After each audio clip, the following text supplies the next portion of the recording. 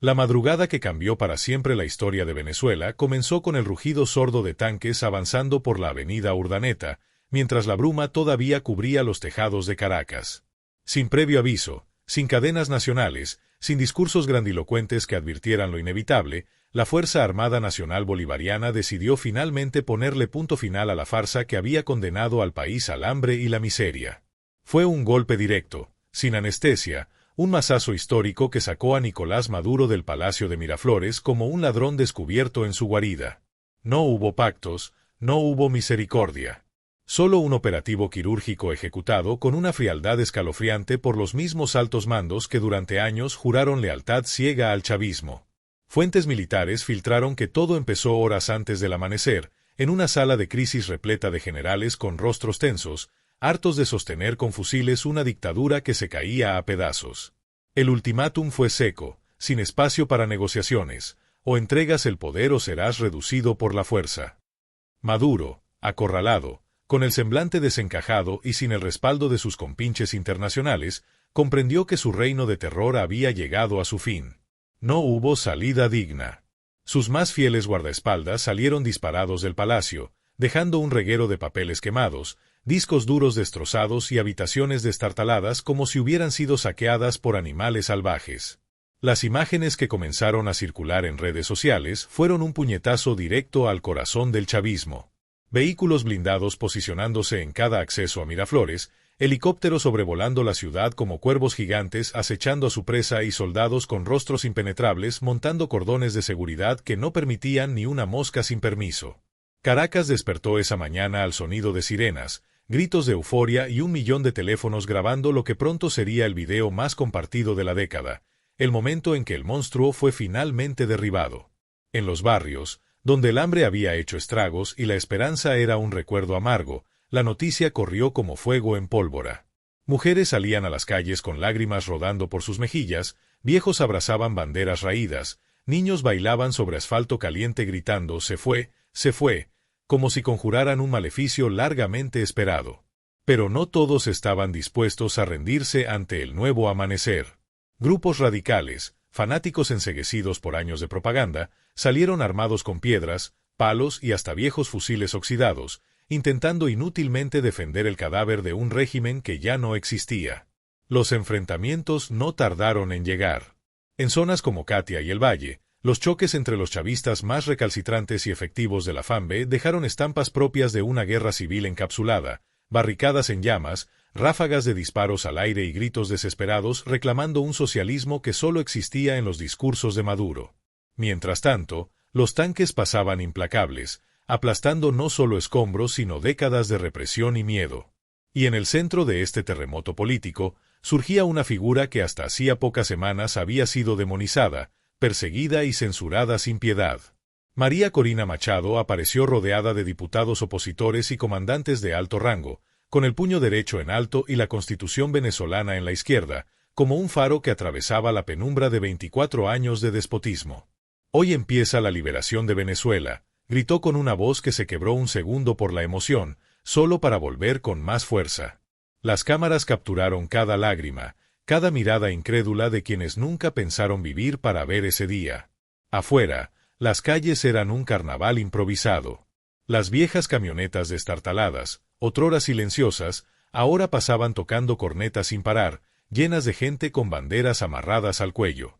Jóvenes colgaban pancartas en los semáforos que decían «Se acabó el miedo», mientras otros se subían a postes para ondear carteles con el rostro de Machado, convertida de pronto en un símbolo viviente de resistencia y renacimiento. Pero al mismo tiempo, se respiraba una tensión espesa.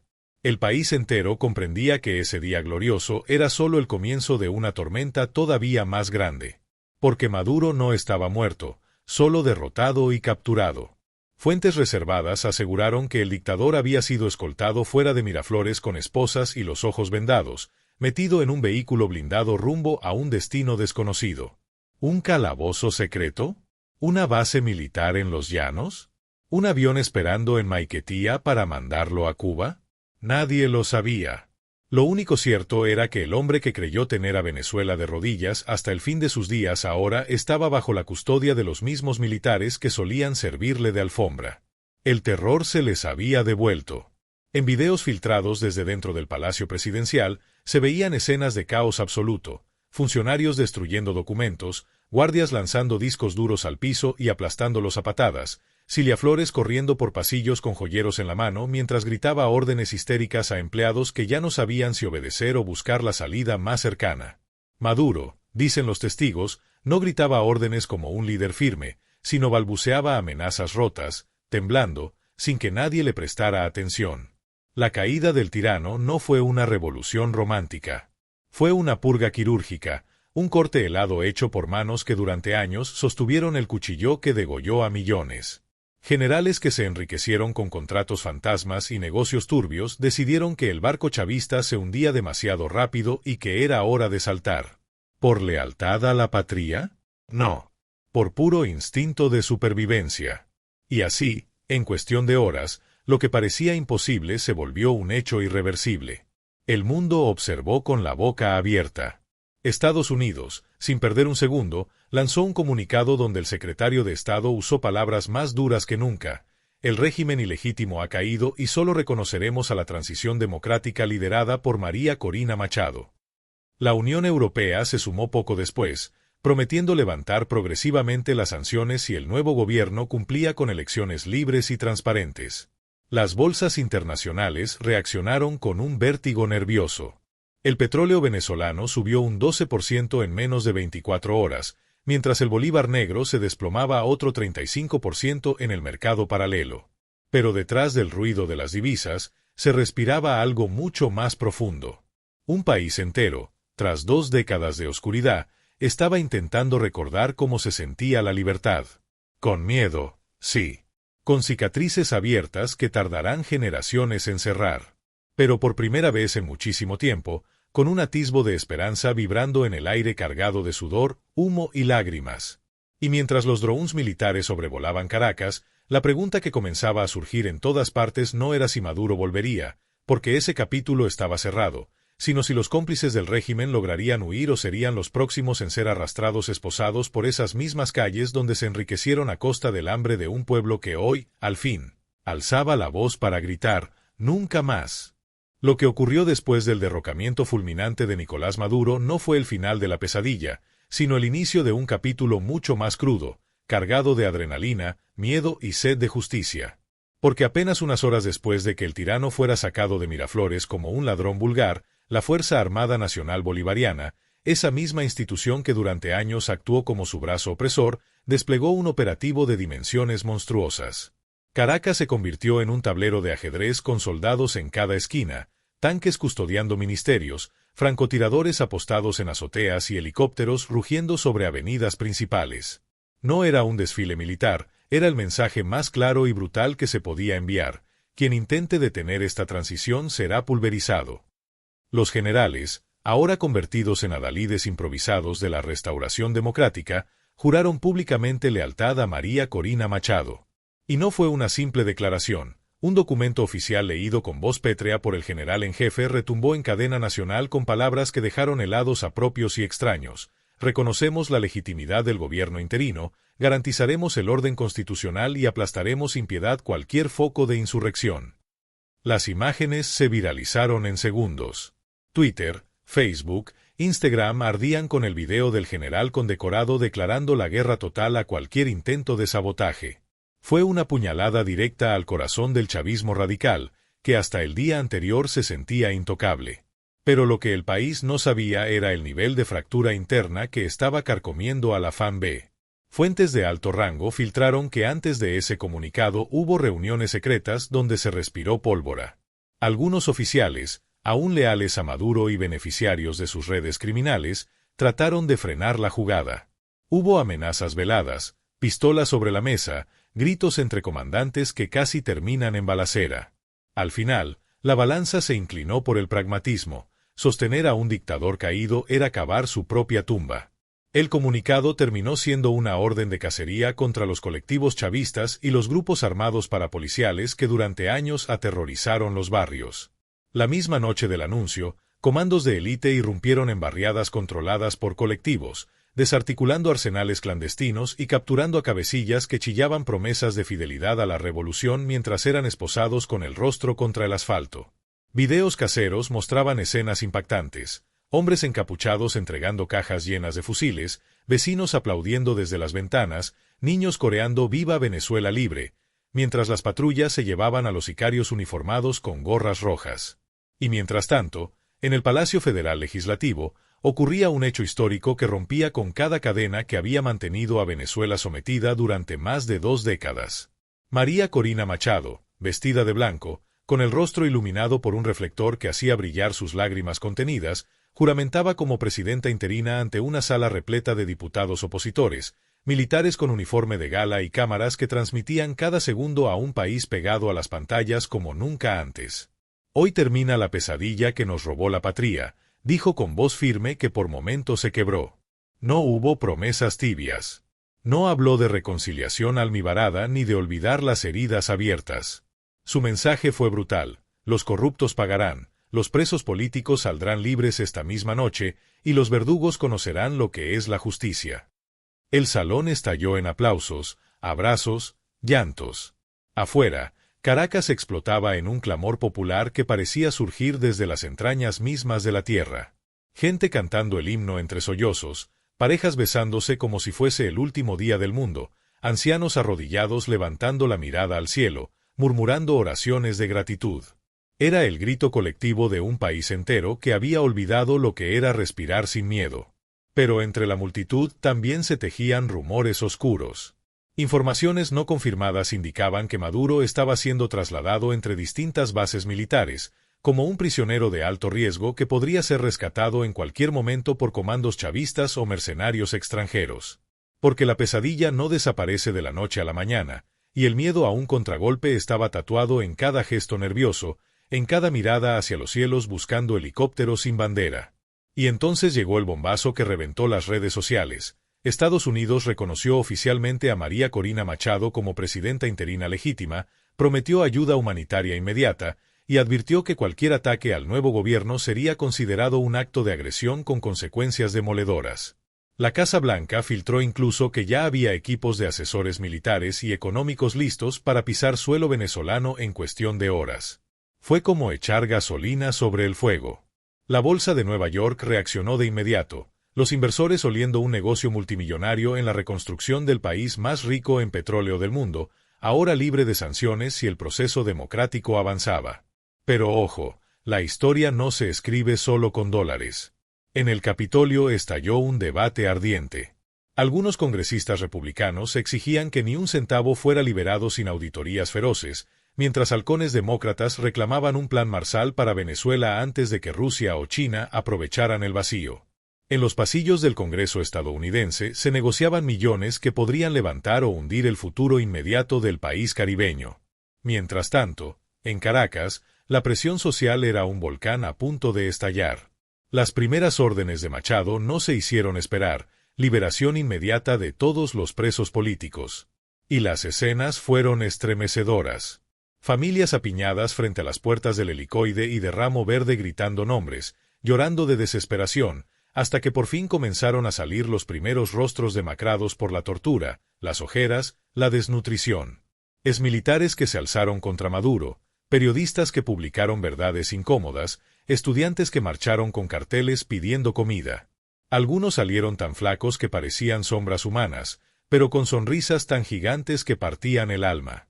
Y en paralelo, se desataba una cacería salvaje contra los jerarcas chavistas que quedaban. Agentes de inteligencia allanaban mansiones en El Hatillo, La Lagunita, El Laguito en Maracaibo. Videos filtrados mostraban cajas fuertes reventadas, piscinas llenas de papeles quemados y maletas con fajos de dólares que ni siquiera tuvieron tiempo de sacar. Algunos de los peces gordos lograron escapar en vuelos privados rumbo a Cuba o Nicaragua, pero otros no corrieron con la misma suerte. Entre ellos, Tarek El Aissami, cerebro financiero del saqueo petrolero, fue capturado tratando de sobornar a militares con un maletín repleto de efectivo. Y lo más morboso, Diosdado Cabello, el temible número 2 del chavismo, fue interceptado intentando abordar un helicóptero hacia Dominica. Las imágenes dieron la vuelta al mundo, comandos con el rostro cubierto arrastrándolo mientras gritaba órdenes que nadie obedecía. Las redes sociales estallaron con memes, insultos y aplausos. «Así te quería ver, ladrón», se leía en miles de comentarios mientras el video se viralizaba con una rapidez que ni el propio régimen de propaganda chavista habría imaginado en sus mejores días. El golpe final fue cuando María Corina, apenas horas después de su juramentación, anunció elecciones libres en un plazo máximo de 90 días. No habrá más maniobras sucias, ni urnas mágicas con votos fantasmas. Y para blindar el proceso, equipos de la OEA, la ONU y la Unión Europea comenzaron a llegar a Venezuela escoltados por tanques, para que nadie pudiera poner una bomba en la fiesta de la democracia. Pero eso no significaba que el peligro hubiera desaparecido. Los colectivos armados prometían venganza, las redes chavistas desataban un tsunami de teorías conspirativas hablando de un golpe imperialista, y en barrios como Petare se reportaban los primeros choques entre fanáticos del régimen caído y ciudadanos hartos de tanta miseria. Las noches en Caracas seguían cargadas de pólvora, incertidumbre y un extraño sabor a libertad mezclada con sangre fresca. Y mientras el pueblo gritaba por justicia, las preguntas seguían flotando en el aire, tan filosas como cuchillas. ¿Dónde está realmente Maduro? ¿Lo extraditarán a La Haya? ¿Se atreverán Rusia o Irán a mover sus peones en un tablero donde ya nadie quiere jugar con un perdedor? El reloj avanzaba sin freno, y Venezuela, por primera vez en mucho tiempo, sentía que su destino no estaba sellado. Que esta vez, quizá, el final no era una nueva dictadura disfrazada, sino la oportunidad de reconstruirlo todo desde las cenizas ardientes que el chavismo dejó atrás. Lo que ocurrió después fue un auténtico vendaval político, social y emocional que arrasó con todo lo que quedaba en pie del viejo régimen. Porque cuando un pueblo hambriento, ultrajado y maltratado durante décadas huele, aunque sea por un instante, el perfume embriagador de la libertad, no hay poder en la tierra que pueda detener su avance. Las calles de Caracas, Maracaibo, Valencia y hasta los más recónditos caseríos de Portuguesa o Apure se convirtieron en escenarios donde la rabia, la esperanza y la sed de justicia bailaban juntas en un frenesí casi místico. Miles salieron a ondear banderas rotas que habían guardado bajo el colchón por miedo a las redadas del SEBIN. Otros pintaron con aerosol las paredes antes intocables con frases demoledoras: «Nunca más dictadura», «Fuera ladrones», «Justicia o caos». En el centro de Caracas, grupos de jóvenes treparon las estatuas oxidadas de Chávez y les colgaron carteles que decían «El pueblo despertó». Las redes sociales servían con videos de viejas que rompían llorando las fotos de Maduro, jurando ante la cámara que esa era la última vez que le temerían a nadie. Pero mientras el país celebraba, las élites corruptas del chavismo corrían como ratas en estampida. Se reportaron al menos 15 vuelos privados saliendo de Maiquetía con destino a La Habana, Managua y hasta Moscú. Entre los fugados estaban ministros, directores de empresas estatales, testaferros con pasaportes diplomáticos falsificados y hasta familiares de generales que durante años se llenaron la boca hablando de soberanía. Algunos salieron cargando maletas con documentos comprometedores, otros ni siquiera tuvieron tiempo de empacar. Simplemente huyeron con el alma en un hilo, sabiendo que si se quedaban serían el siguiente trofeo mediático de la justicia popular. Lo más humillante fue ver a Tarek El Aissami, cerebro financiero del saqueo petrolero, reducido por comandos encapuchados en su propia mansión de Los Chorros, con un maletín repleto de dólares todavía abierto sobre la mesa del comedor. Intentó sobornar a los oficiales, pero estos lo esposaron con la misma frialdad con que se recoge un saco de basura. El video del operativo se filtró a las redes en cuestión de minutos, generando una tormenta de comentarios. «Así termina el imperio del robo. Ni con millones te salvas, maldito».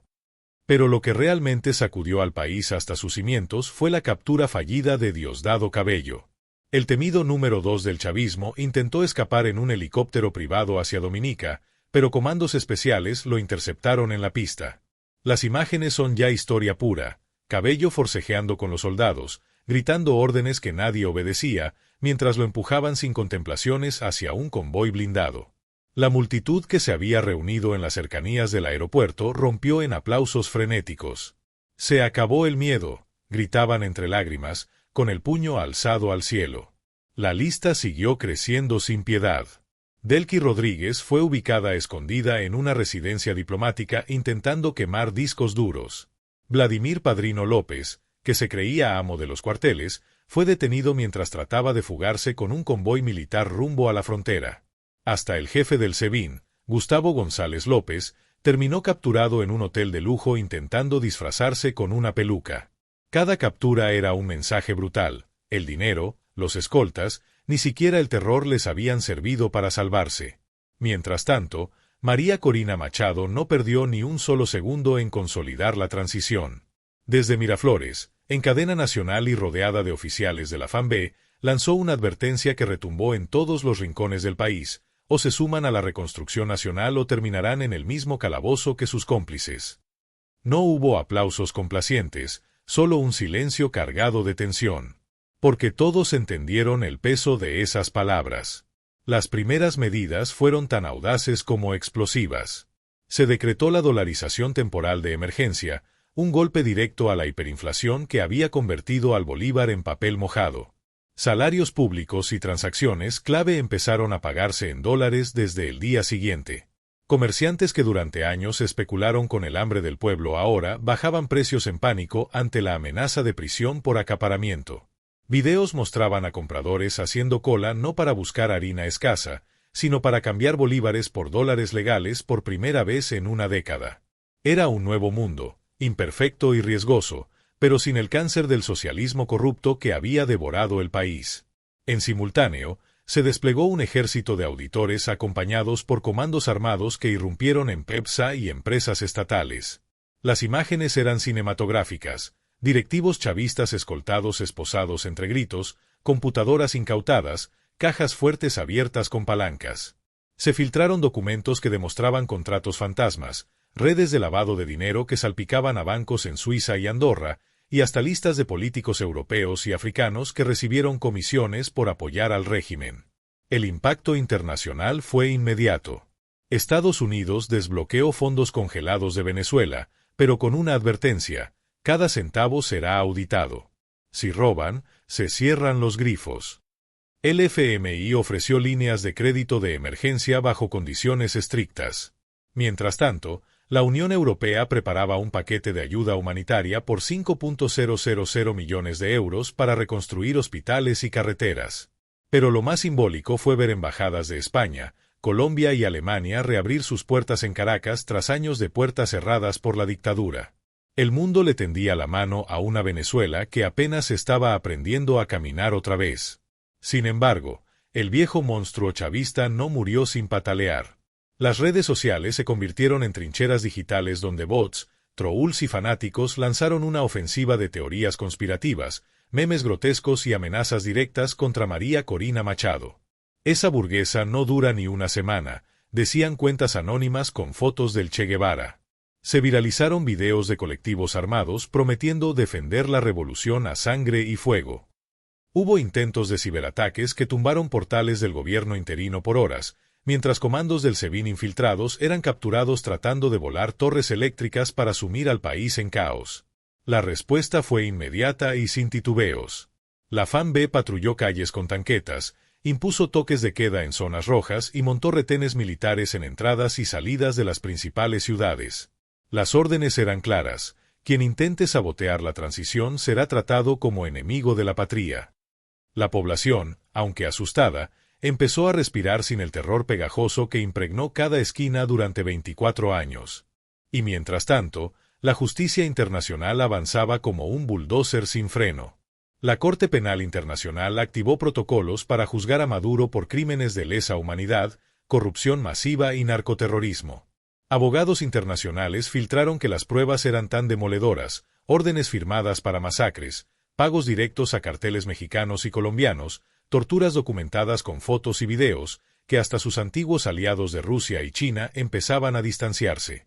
La cereza del pastel llegó cuando se filtró que la Interpol había activado alertas rojas para decenas de exministros, testaferros y empresarios que habían saqueado el país. Algunos intentaron borrarse del mapa, otros cantaron como canarios para salvar su pellejo. Cada nombre revelado era un terremoto en redes, donde los venezolanos exorcizaban su dolor con gritos digitales: que devuelvan lo robado, cárcel para los verdugos. Mientras los helicópteros sobrevolaban Caracas, llevando a los nuevos inspectores internacionales a revisar cada archivo del CNE y del Banco Central, un nuevo país emergía de las ruinas. Uno fracturado, con cicatrices que tardarán generaciones en sanar, pero con la cabeza en alto, sacudiéndose el polvo, y mirando al futuro con una mezcla de miedo y esperanza feroz. Y así, mientras el sol comenzaba a ocultarse tras el Ávila, quedaba claro para todos que esta no era solo la caída del madurismo. Era el fin de una era nefasta que dejó millones de muertos vivientes por el hambre, la violencia y el exilio. El comienzo de algo incierto, tal vez peligroso, pero indiscutiblemente nuevo. Venezuela respiraba por fin sin el peso de la bota chavista en el cuello, lista para escribir con sangre, sudor y lágrimas la página más decisiva de toda su historia. Porque la libertad, tan frágil, tan valiosa, se siente como un milagro. Y los milagros, cuando por fin ocurren, nadie los olvida jamás.